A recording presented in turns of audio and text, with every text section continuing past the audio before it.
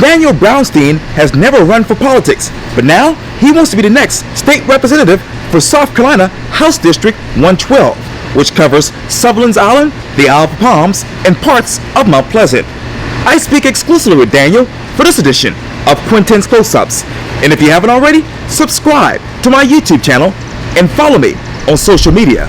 Daniel Brownstein, welcome to Quintin's Close-Ups. Quintin, nice to see you. I've been told from a bunch of people that once you're interviewed by Quintin Washington, you've officially made it. So I'm here today. I'm suited up just like I knew you were going to be, sir. And I couldn't be more thrilled to be here with you. Well, thank you. I'm glad to be taken as a serious journalist. You are a legend in this town, my friend. So you know you've arrived once Quintin's willing to sit down with you and ask you some tough questions. Thank you very much. Obviously, you are an attorney. You are a father, a husband, and I know now that you are also running for South Carolina House District 112, which covers most of Mount Pleasant and obviously the islands as well, Sullivan's Island and the Isle of Palms. Why Daniel Brownstein? Why South Carolina House District 112? Sure. Well, to correct you for just a second, I'm actually not an attorney, but I do work for a law firm. I'm the marketing director for Richardson Patrick Law Firm. So why Daniel Brownstein? I'm a father.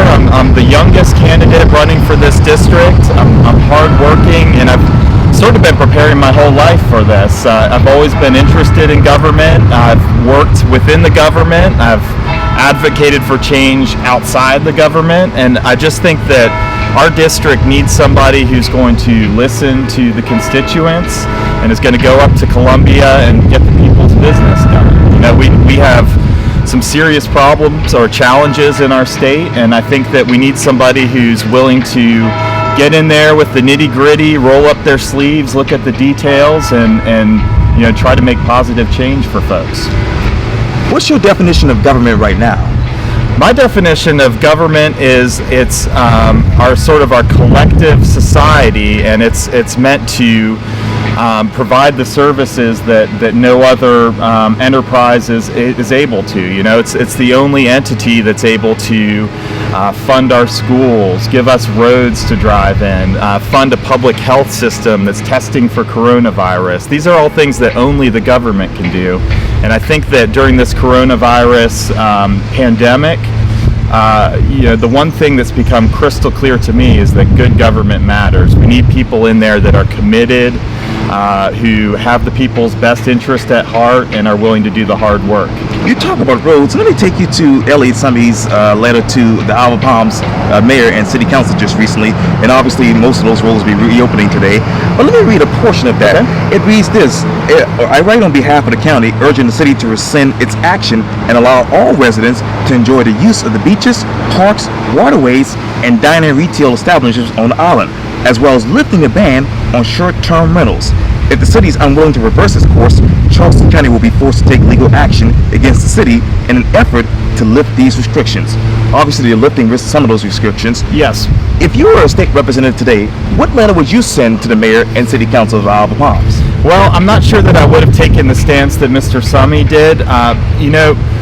The situation we have right now is really unprecedented, and I understand the desire to go out on the beach. I live just across from Isle of Palms in Mount Pleasant, so I'm not fortunate enough to have a backyard that goes up to the beach. But I think that what we're seeing right now are the mayors and city councils in all of these various places tackling some pretty unprecedented issues, and they're trying to keep their folks safe, and I can appreciate that. I really think that people just need to have a little bit of patience right now. We're all going to get back out on the beach at some point. We're all going to get back out to restaurants at some point. But let's just let people examine the facts on the ground, take a look at the science, listen to experts, and open up when they're comfortable to. I just don't see an adversarial approach in this case being beneficial to our public health and safety. And frankly, I think it is dividing our district. We've got people out on Isle of Palms who are concerned about a bunch of visitors bringing the coronavirus with them, and I understand that. And then on the flip side, we have folks like me in Mount Pleasant who have been cooped up in our homes and are dying to get out and experience, our wonderful nature and some of our small businesses. And, I can see that they're chomping at the bit to get out there. But I just think that we all need to be patient. We need to show some grace and kindness and just understand that things will gradually open up.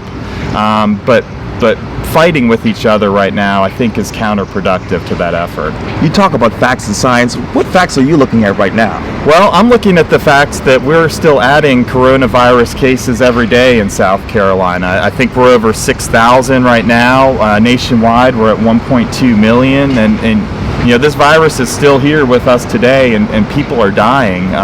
It's not only the elderly, it's African American people, it's middle-aged people, it's even young people.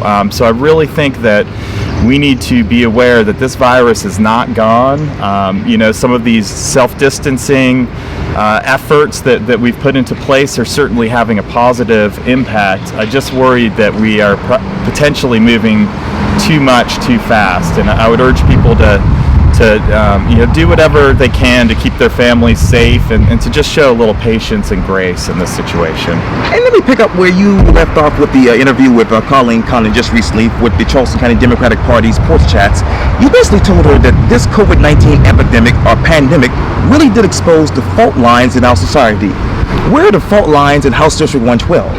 Well, District 112, people think of Mount Pleasant, Sullivan's Island, and Isle of Palms as being extremely affluent, but a lot of people don't realize that there are areas of the district that don't have city water or city sewer.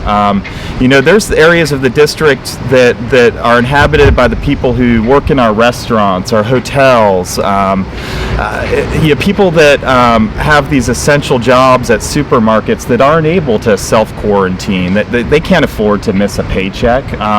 So I think there really are a diverse group of people in our district, and we need to be understanding that not everybody has the luxury of staying at home. There's a lot of people who, if they miss a paycheck, that's their rent, that's their food on their table, and we really need to look out for the people who are most vulnerable in our district, and there are a lot of them, and I think that they're not being heard right now. And I know there are 45,000 people in the district.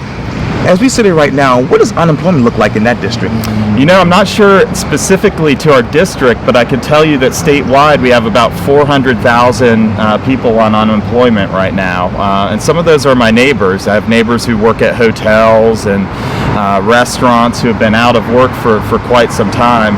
And that's not to mention, the people that are in the gig economy, the people who are paid as a contractor with a 1099 who don't necessarily qualify for unemployment. We're also hearing a lot about sort of a bottleneck at the Department of Employment and Labor, SCDEW. Right. They're having trouble just processing the volume of unemployment requests that they're receiving. So I don't think that we're seeing the full picture, but what we can say with certainty is that we have 400,000 people in the state on unemployment, and probably many, many more who have been negatively impacted by the pandemic. What is the full picture like in your mind, or what should it be like? The full picture in my mind is that we need a representative that is going to be at the table and willing to go to bat with the residents. We've had the same representative in our district for 11 years. He's retiring, so we have a clean slate of candidates. But we haven't even had a seat at the table. This is an area of the state that is pretty well educated, that's committed, that's caring, and we haven't really been involved in the dialogue for the major solutions to our problems. If you look at what our current representative has been the primary sponsor of these past 2 years, he's sponsored 6 things. 3 of those things honor the Wando Band. 1 was to rename a waterway after Mayor Riley. 1 was to honor Ranky Tanky, whom I love. It's a great band. And another was to honor a retiring Wild Dunes employee. So in the past 2 years, that's what our representative has been focused on. And I think that's a shame. I think that we need to be at the table. We are a talented and district that has a lot of resources, and we should be a thought leader. If I'm elected, I would probably honor those same people that the representative did, but you're going to see my name on other bills too. You're going to see my name on an educational reform effort. You're going to see my name on criminal justice reform, and you're going to see my name on infrastructure projects to help folks in our district get to and from work without waiting in traffic for hours a day. What should a dialogue be about plastic bags and pellets in District 112? That's a good question. You know, we've been dealing with this when Columbia was trying to basically make it so that no local government could ban plastic bags or single-use plastics. And there was a big uproar in our district. People were writing letters, people were protesting, people were, circulating petitions. Right. My question to you and to the viewer is, where was our representative at that point? Where was our representative when we were fighting tooth and nail to keep our plastic bag ban? Where was our representative when plastic pellets were washing up onto the beach? And the answer to that question is, I don't know. I tried to get a hold of him and I never heard back, and I think a lot of other people did too, and that's disappointing. Those are two issues that definitely impact our district, and if I was in his place, I would be front and center leading the charge on both of those issues. How would you make certain that these counties and states be continue to have a plastic bag ban for the next 5, 10, 15 years? Well, I think that it is wrong for Columbia to step in and to overrule home rule. This is clearly an issue that the district and the constituents in this area care very deeply about. And so it's something that I would continue to fight for at the state level. I think that it's probably unrealistic to push for a statewide plastic bag ban, but we certainly should leave it up to our local governments, which are the closest to the actual feet on the ground. They're the layer that's closest to us in our local lives. And that's the part of government that should make decisions about things like plastic bags. And when it comes to the environment, what is your comprehensive plan? My comprehensive plan is to fight tooth and nail to ensure that we don't have offshore drilling at any time in my lifetime. There are some waters that are so far off the coast that we don't control those. The federal government has a say-so. But I think that what a lot of people don't think about is that there's a lot of onshore infrastructure that's involved with offshore drilling. There's terminals, there's just a lot of facilities that need to be on land to make sure that you can explore for oil or actually extract the oil and bring it to shore. My commitment is to make those onshore facilities so incredibly difficult to get the permits for that it's practically impossible. So if I can't single-handedly ban offshore drilling off of our coast, I'm going to make it so financially unfeasible that nobody's going to even try. Where do you start? I think we start with our permitting processes. I think we start with our zoning codes, and we just make it so it's very onerous and very strict for somebody to ever get a permit to bring oil onto our shore. Onto our shore. And obviously, you talk obviously about obviously about the number one issue, which is environment and offshore drilling. And I know that you also talked in the interview with Colleen Condon about climate change. And you said that humans are the cause of climate change. And you said that there's no room for a climate science denier. What should be denied and what should be accepted right now? Well, I think that we need to listen to the scientific community, and there's overwhelming evidence that our Earth is changing, that it's the result of the actions of us, the carbon, and the other things that we put into our air. So I just don't think that there's room for a debate about whether it's happening. We can see it happening right before our eyes, and we need to confront it. I think that the practical ramifications of climate change are rising sea level and more intense hurricanes. We can see our sea levels rising, and anybody who's lived here for the past few years understands that we are now facing a persistent threat of very intense hurricanes. So I think that what we need to do is to work together and address those changes head on, and a lot of that is going to need to be a regional approach. Here where we sit in Charleston, right. They're very concerned and very involved in trying to tackle this challenge. I think recently we all read in the paper that FEMA is recommending a $1.75 billion wall around the city.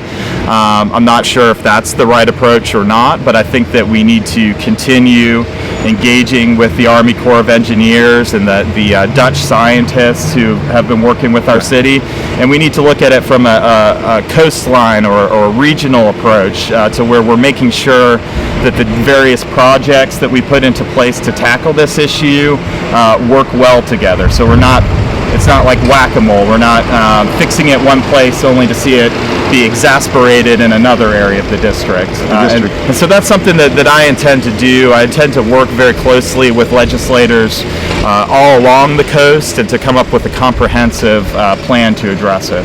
And quickly, what's your comprehensive plan that is to expand Medicaid and work with the state? I know you want to work with the federal government. Yes, well, I think that we absolutely must expand Medicaid. It's a tragedy that folks have their health insurance attached to their job, especially right now in this public health crisis when so many people have lost their jobs. So I think it's an absolute must that we expand Medicare and Medicaid, and that we also have a robust public health system through DHEC and our community health centers. So we're able to test for the coronavirus. We're able to do contact tracing to figure out who has been exposed to it, and that we have adequate health facilities that people without health insurance can go to and get quality care. I think that's an absolute must right now when we have so many people out of work and presumably so many more people who have lost their health insurance as a result of it. And I know earlier I talked about the 45,000 people in your district. How many people so far have been tested for coronavirus in your mind? I'm not sure how many have been tested in our district. I think that we can certainly say that we have been under testing. I personally know of a number of people who either were sick and didn't get tested, or were sick and tried to get tested and were unable to. So I think that with 100% certainty, we can say that we are under testing and under reporting the number of people with the coronavirus. And I know obviously you talked earlier about the education bill that you want to get passed, and I know that teachers' pay will take a play in that as well. How will you renew that bill as a state representative right now if you were in office? Yeah, the greatest tragedy right now is that we have all this grassroots momentum to improve education. We had teachers who went to the Capitol and were protesting and had some very clear objectives for things that would improve our educational system. And what did our legislature do? They did nothing. The bill is literally sitting there waiting for them to vote on, and they're not going to. It's going to be, it's not going to pass this legislative session, which means, unfortunately, we are going to have to start that process all over next January. I think that we need to listen to our teachers and our students. I think that it is a travesty that the starting salary for a teacher in South Carolina is under $30,000. Here in Charleston County, I believe teachers start out about $38,000. But the fact is, it's impossible to live here off of that amount of money. So we have teachers that are working 2-3 jobs, and how can we expect them to be the best teacher that they can when they are split in so many directions? I think it's an absolute given that we need to raise teachers' pay. We need more teachers. The number of schools with classroom size averages of 28 students or more has doubled, or nearly doubled, in the past 10 years. So that's a sign that we don't have enough teachers. And we need a teacher's bill of rights. We need them to know that we have their back. This is what is expected of them. This is what we're going to do on their behalf. We need to show them that we're in their corner, and I think that right now, unfortunately, in South Carolina, we're not doing that. Our educational system says that we are going to provide minimally adequate education to our public students, and I think that's abhorrent. And so does the Supreme Court, by the way. They ruled that was unconstitutional. So we really need to take a close look at our schools and to make sure that the funding is in place, that we are funding a quality education for all of our students, not a minimally adequate one. At my children's school, by the way, I'm the only candidate in the race with young school-age children, so I think that's says a lot about my intentions. And In our district we have very high performing schools. Sure. But at my children's school, it's on the PTA to raise money for our reading interventionists, our STEM program, our computer lab, and our art teacher. That's about $150,000 a year. And fortunately, the parents at the school come together and they come up with that amount of money each year.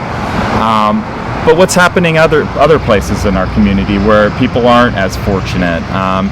What's happening in North Charleston or Hampton or Allendale? Are they able to raise the money for those things that I would say are necessary to our education? They're not add-ons. They're the basic educational foundation that we should expect all of our students to have access to. Let me go back to that Teachers' Bill of Rights. What should that look like in your mind? Well, there was a proposal by the South Carolina for Education, which is a group of teachers, and it basically lays out the teachers' responsibilities, how they are going to be treated by administration, and it lays out a grievance policy for, if there is a disagreement between the teacher and administration, this is the process that complaint goes through.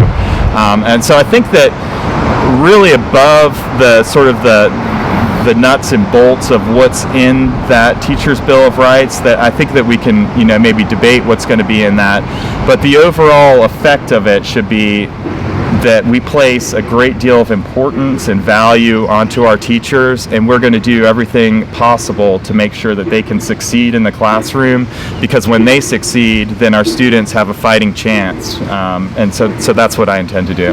And what process would you use if you were a state representative to actually get additional funding for the teachers in schools?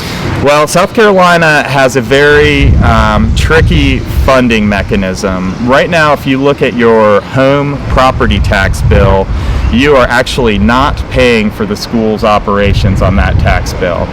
They're funded primarily by businesses and people who own second homes, and the money that you pay on your vehicle tax bill.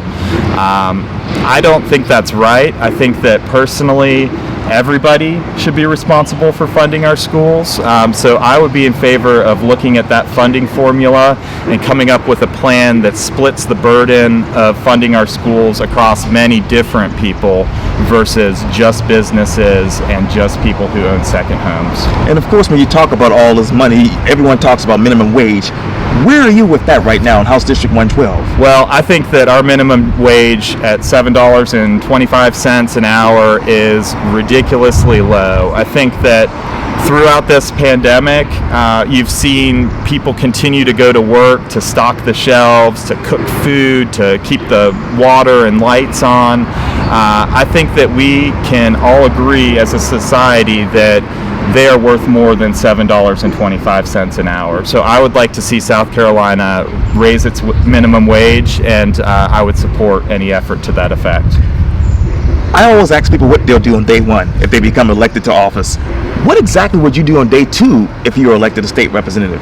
Well, day one I think would be more, getting my bearings. Day two, I want to start to make some relationships with other legislators that are working on the issues that I care about, and I want to get into that process. I think it's clear that the representative that we have now, who is retiring, by the way, has not been involved in those preliminary policy and bill discussions. He has not sponsored those, which tells me that he is not involved at the inception of those reform efforts.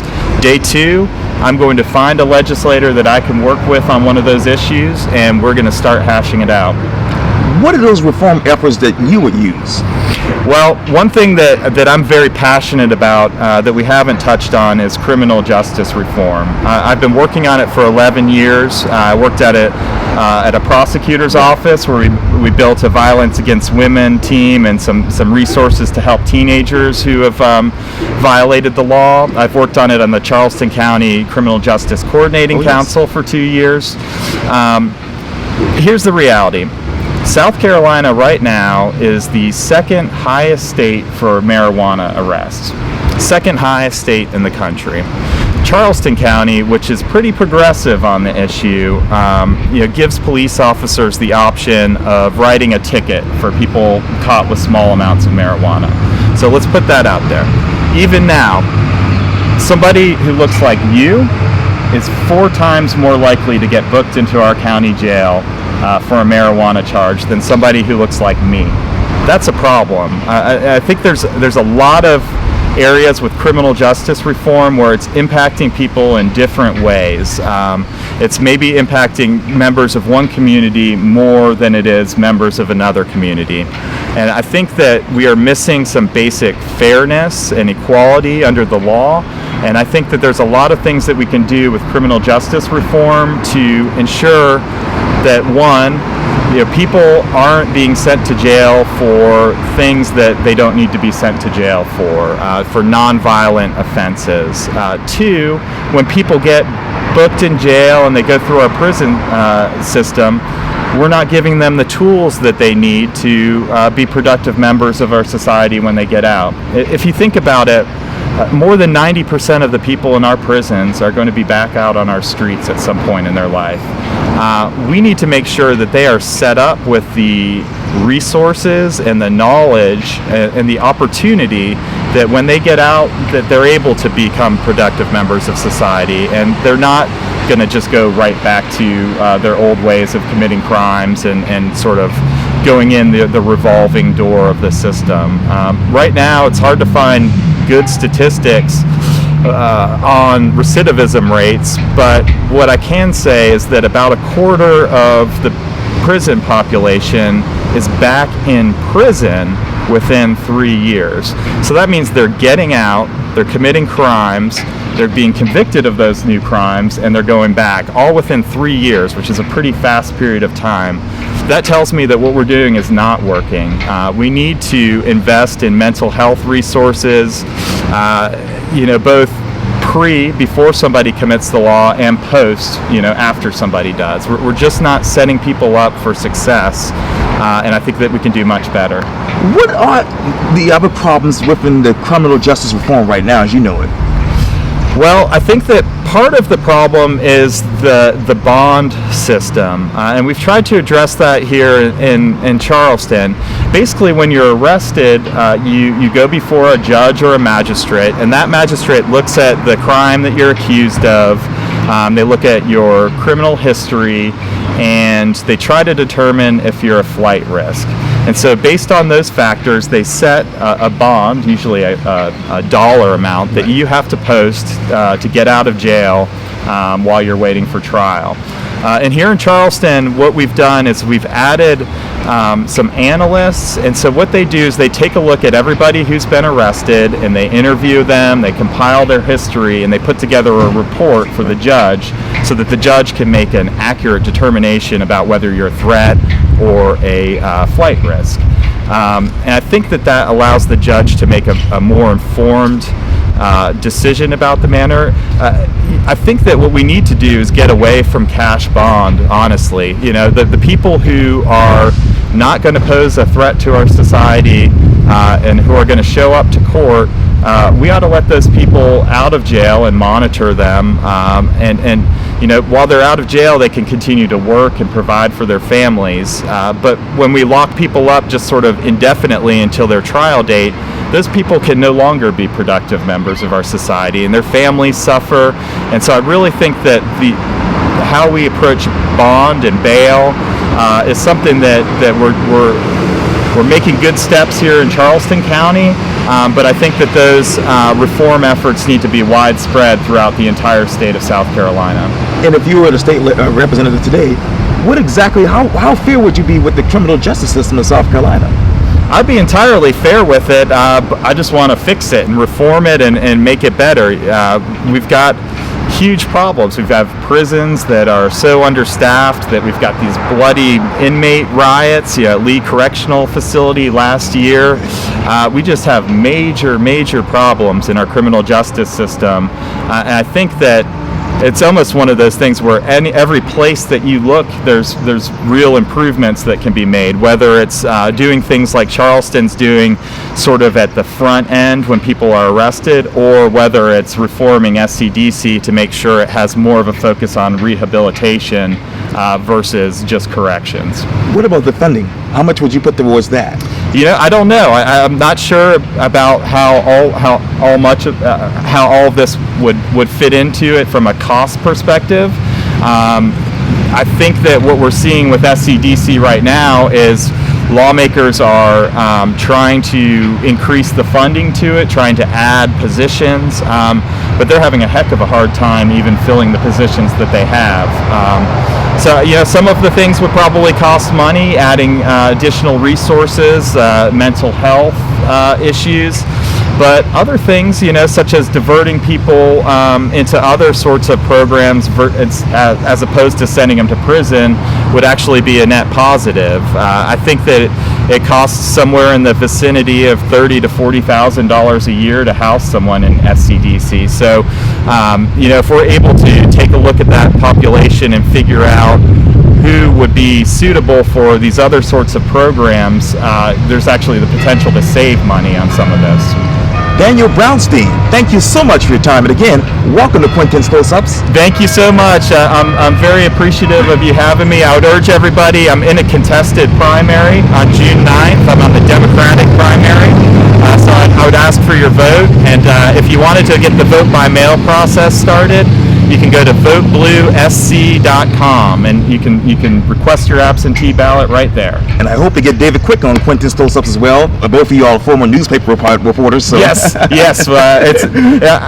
I got to tell you, it's a thrill being here. I've watched your interviews for many years, and it's almost like I'm here with a star. I really think that, in all seriousness, what you do is such a vital public service. It is very difficult to get any sort of coverage in a newspaper or a TV news station where if it bleeds, it leads. Local politics isn't always the sexiest of topics. So what you're doing, interviewing newsmakers, candidates, asking them tough questions and putting it on the internet for everybody to see, that is a vital public service in all seriousness, and I really appreciate what you're doing. Oh, you're welcome. Thank you so much. Thank you for watching. All right, thanks, guys. Yes.